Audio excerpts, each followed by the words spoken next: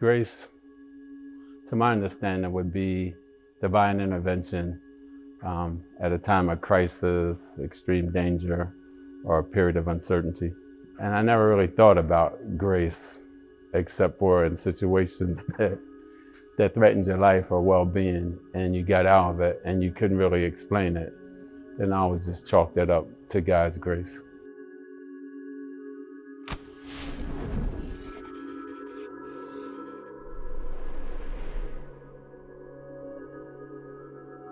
I was deployed in southeastern Afghanistan, down in the Coast Province.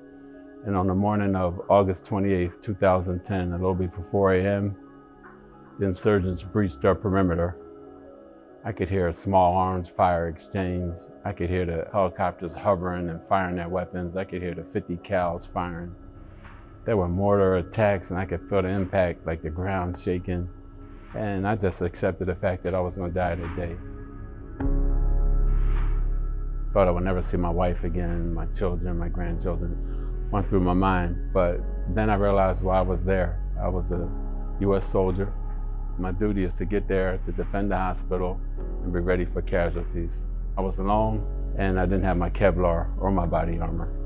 I chambered around in my 9mm Beretta that was issued to me and removed the safety, and I just started running toward the hospital in the dark.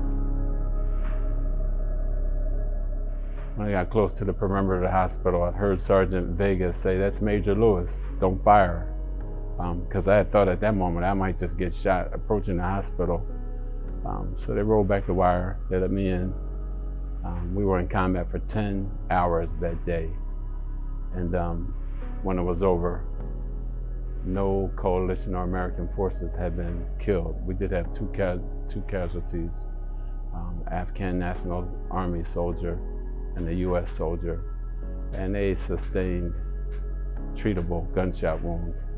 But there were quite a few dead insurgents. Later we found a truck loaded with explosives stuck in the mud less than 100 yards from the hospital. And I said to myself at that point, if it wasn't for the grace of God Almighty, we would have never survived that.